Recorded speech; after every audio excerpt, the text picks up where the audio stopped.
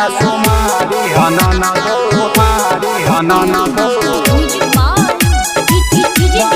कल जल ढरिया जल के पतइया भंगिया धतूरा लेके सजाल थरिया बेल के पतइया भंगिया धतूरा लेके सजाल थरिया। अरे सावन के पहिला सोमारी हनन दो गाँव में कल जल ढरिया। अरे सावन के पहिला सोमारी हनन दो गाँव में कल जल ढरिया।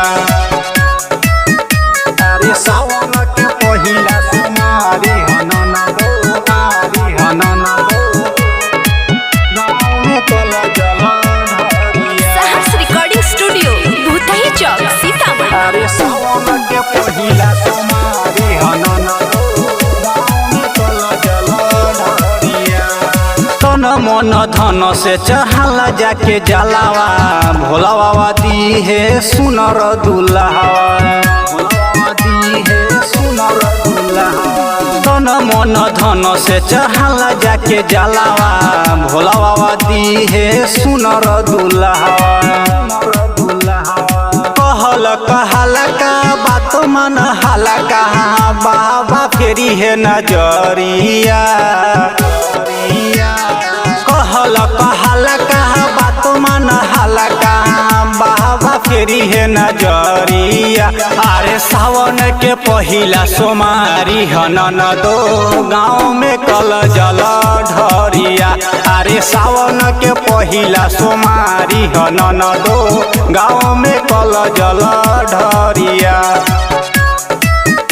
अरे सावन के पहिला सोमारी हनन दो मारी हनन दो गाँव में कल जल ढरिया।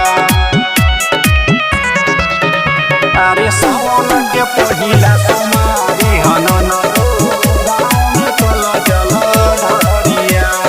हर लोटा जल ले अपना हो हाथ में सखी सहेली के ले जा साथ में सखी सहेली के ले जा साथ में। भर लोटा जल ले अपना हो हाथ में सखी सहेली के ले जा साथ में।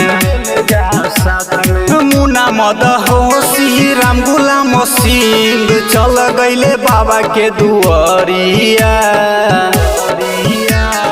मुना मद होशी राम गुलाम सिंह चल गईले बाबा के दुआरिया। अरे सावन के पहिला सोमारी हनन दो गाँव में कल जल ढरिया। अरे सावन के पहिला सोमारी हनन दो गाँव में कल जल ढरिया। सहर्ष रिकॉर्डिंग स्टूडियो भूतही चौक सीतामढ़ी।